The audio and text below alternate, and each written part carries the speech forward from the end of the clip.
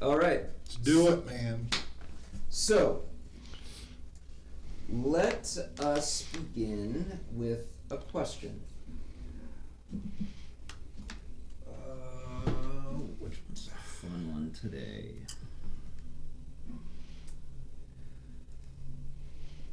Okay. This one's a little bit more macabre, but we'll go with it. No, actually, we'll go with this one because this one, it's not much of a downer. Of the places and experiences that you have had, what would you say is the... What do you say is your character's most memorable? Memorable experience or place?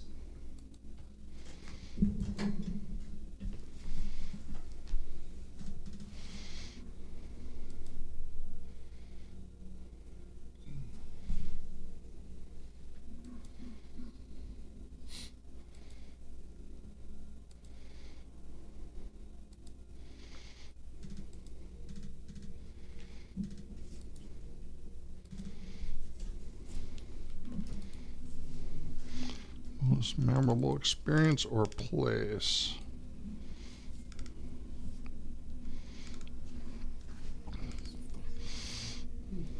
Stay on, you fuck.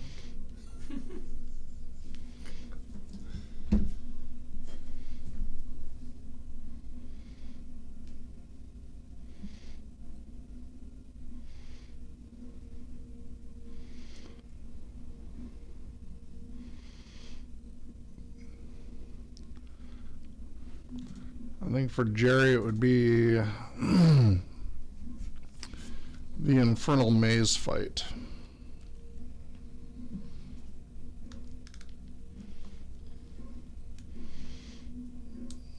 Any particular reason why that would that one stands out to him the most?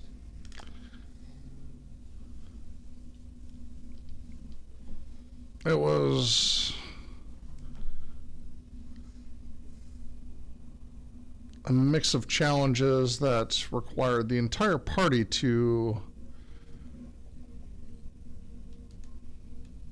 sort through, and was obviously time-based with the lava coming up, so just sitting there at the beginning going whatever was never gonna be an option.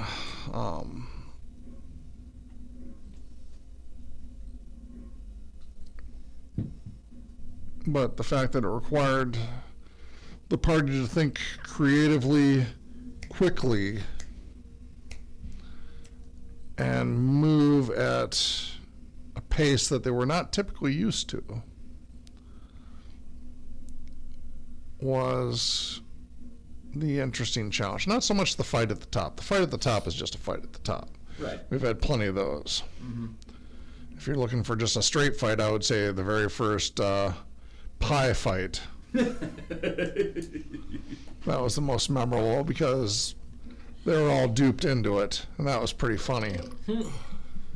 And while the players all knew it, we didn't leverage any of that player knowledge for the characters, which was absolutely brilliant.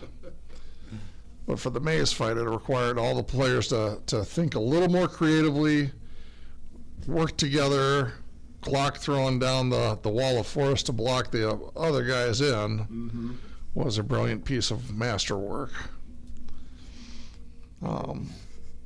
We don't all have to get up there first. We just have to make sure they get up there last. And then the room with the lightning and the other traps, Jerry flying around with his, you can't touch me, you can't touch this bubble.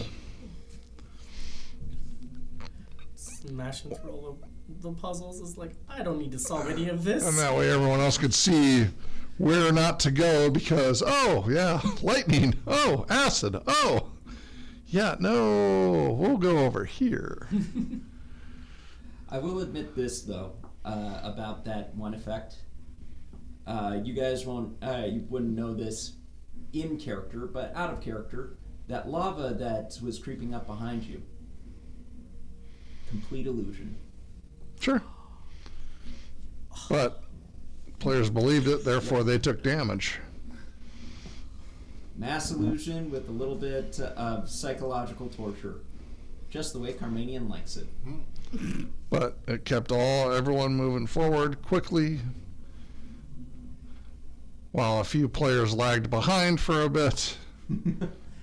Well, I mean, some of them, I mean, like, I think it was Teft that was just like, I'm going to teleport up to this, and I'm like, I mentioned before, don't teleport. Okay, you're stuck there for a turn or so while lava licks at your backside. Ouch.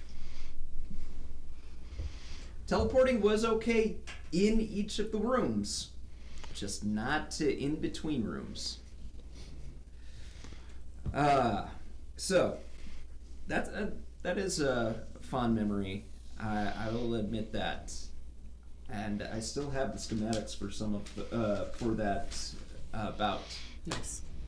Okay, who's next?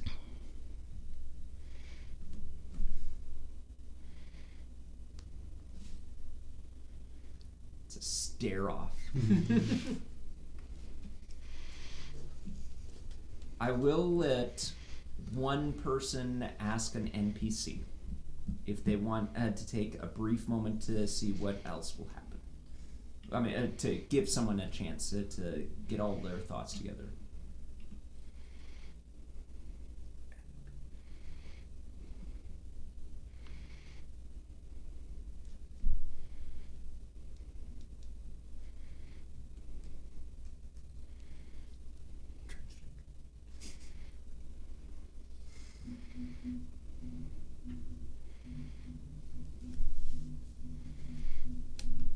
Waiting for you guys. Come on, Leah. What do you got? Yeah. Really ever go. It doesn't have to be a fight, it's just something that sticks out in your mind. When you think about the whole campaign, what's the first thing that sticks out in your mind is the most memorable? I would say for Leah was probably meeting the entire party at first in Telma. You did have an interesting experience. As soon as you met these guys, they'd break into a mafioso's headquarters and basically start wrecking the place. Yeah, that was a little bit of a fight too. Yep. Well, not only that, but I was also under some kind of like hypnotic spell at that one casino where I almost lost all my money. Yep. What the hell? When you make a justice-built character, I'm just like, well, okay, you will know about A, B, and C while you're here in Telma. Whether you like it or not, that's going to happen to you. All right, so for day one, the experience of just being in hell. Hell adjacent. Memorable. Hell Just adjacent. he's never gonna forget it. Hell, well, yeah, still hell. And then Nils, I think for him, there's a couple of them, but I think the one that would really stand out the most was the fight with the air elemental at the first tower lock, and watching O'Malley go tumbling across the battlefield. I did get knocked back a little bit. Knocked around. I'll say something about that. That was quite the fight. I'll say something about that one. That was probably the first time you, as the party, started to think outside the box rather than just fight and see if you can beat this thing. This one was actually, you knew, like, oh crud, we're up against something higher level than us. Yeah. How do we win? Using the flaming sphere to knock over the little pillars. Mm-hmm. Yep, it was quite the interesting fight. Nils will never forget it. pretty cool. Mm-hmm. What about clock? Tried to give you enough time. And no, because I kind of feel bad because in some ways it's a cop out, but just Telma as a whole, you know, between what was Bill's character? Johan? Between Johan's espionage stuff and meeting Carmanian, and it's crazy experience from beginning to end. And I was trying not to include a fight, but when someone broke into our hotel or our room, and I'm like, what are we doing? That people are breaking in here trying to take us out. Mm-hmm. What was that? Was it a demon or was it a person? That was one of Johan's. Wasn't that one of Johan's? No, because we ended up fighting that person, like that, and one other person, and then like a third person that escaped, but just. I'll back it up because you guys did find out this later that it was Johan's contact Greaser who had a Greaser. Yeah. He had a special. He had a contact that could actually bring in a familiar to look into you guys. And it was meant more along the lines of, I'm trying to keep an eye on you so that I know that you're all safe, even if you're in one of the most safest places in Telma. Okay. It's not one of mine.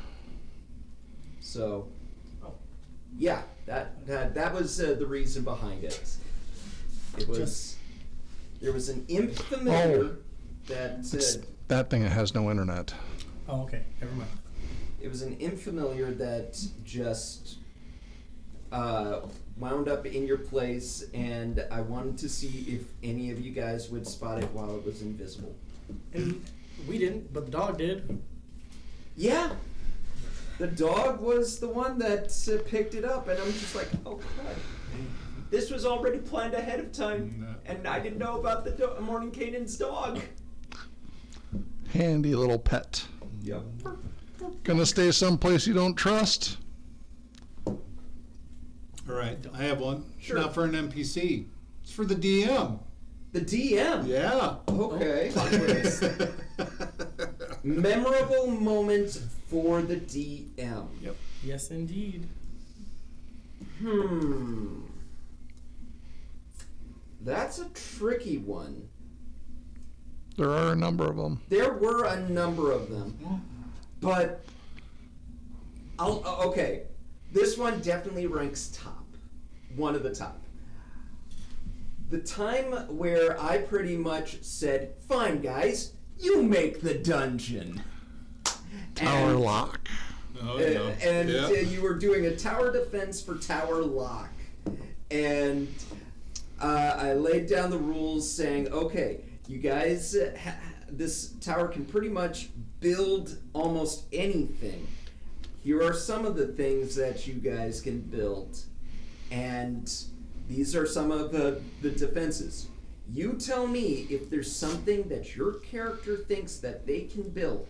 I will let you roll for it. I will let you try for it. But here's one thing that has to be said. You have to have an entrance, a clear path forward to the main situation. You can have multiple paths, but you cannot just say you fall into a pit, the pit seals up, and you are done. And what you guys created was rather impressive. And the magma trap alone was just like, oh. That was a combination of Bill and I. See, you gotta. I came up with the room. He came up with the exit strategy. Walk through the walk. You gotta close your eyes. Walk through backwards. Yep, close your eyes and walk through backwards and then close the door behind you. And I failed the rolls to see what it would take because the one thing is closing your eyes. that's a trust. I thought you also had to like say something along the way through it. I don't think so. No. Yeah. Okay. Um, But yeah, you had to close the door behind you. That was the trick. No one closes doors behind them. Like, No. open the door, walk through. What do I see? And I even said that you can't just you can't just have ceiling to floor magma. You actually had to have something, and then you're like, oh yeah, there's enough space for a small creature to fly through, and I'm like, technically, yeah, I didn't say that it had to be a medium-sized creature. No, you said it couldn't go all the way from the floor to the ceiling. I said, fine. You can stand right at the door for the first 5 feet and the last 5 feet. The rest of the room down by a 45, and the lava hits right at the ceiling. There's no way for her air, not even air, to pass through. So you can't just turn into a gust of wind and go. Whoo. Nope. Yeah. So we just kind of So- went, oh, all right. Kind of think of it. So basically, it's perilous if a small creature tried to fly through there. 'Cause Nothing. They'd have to touch the lava at least for a few seconds. Yep. And Grellock had to keep going back in because he could not figure out the exit strategy You of gotta that make it door. through. You got teleported back to the beginning. Yeah. Which, I mean, I say good on you guys. That it would probably be along the lines of an early access of Tomb of Annihilation. That would have been one of the experiences where everyone would just say, "Well, we're screwed. Let's get this these." place. Yeah, exactly. This is bullshit. It's a meat grinder. It was, yeah. So that when I give you guys the reins, I just enjoy watching to see what you guys come up with, because sometimes it's even better than what I myself could have done. And yeah, that's probably the memorable moment for me. And we had all sorts of defensive positions with Yeah. ready to go just in case he was able to bulldozer his way through all that. Oh yeah, because right after that experience was the was the gas chamber, and then after that was the ambush with all the cannons. Yep. He had ways through the gas, and he had ways through the to spot you guys in the actual area, because if you remember, he actually did say, "I know about you over here, you over there, and that one over there." Mm-hmm. And everyone else was like, "Crud!" Didn't matter. We were still under full cover, which meant no breath weapon attacks, limited physical attacks, very limited spell attacks. I think the only one that managed to not be... someone went invisible, and I was unable to spot them, period. But everyone else was accounted for. Might have been Zaki. It's giving Zaki. Might have You been couldn't go invisible. Wasn't he Arcane Trickster, yeah, but it was still low enough level that dragons were a threat. Okay. Were a big threat, especially especially with how old Grellock was. So, there you are. That was the memorable experience. Oh, and I will add on to that experience. You guys made a contract with Grellock. That experience might have ended up with all of you dead if you did not make the contract. We got a business to run. And the only This reason tower ain't gonna run itself. the contract worked was that I had actually put that Grellock was lazy. and wants someone else to do the work for him. So That's fine. you guys made an excellent deal that he was like, I cannot pass that up. And I think the persuasion check at that point was more along the lines of, how much can I milk out of you guys? And it was, you rolled so well, it's just like, seems like fair deal. I don't think I can hustle any higher. Okay. So, that being that, shall we get into the actual game itself now? Well, I just had one more. Sure. Because bringing up a tower did remind me of the tower siege, when we had control over the tower's defenses as Gallus's numbers were coming in. Mm-hmm. And Clock basically fusing with the tower for a bit. That was funny. Oh, yeah. That's how I leveled up.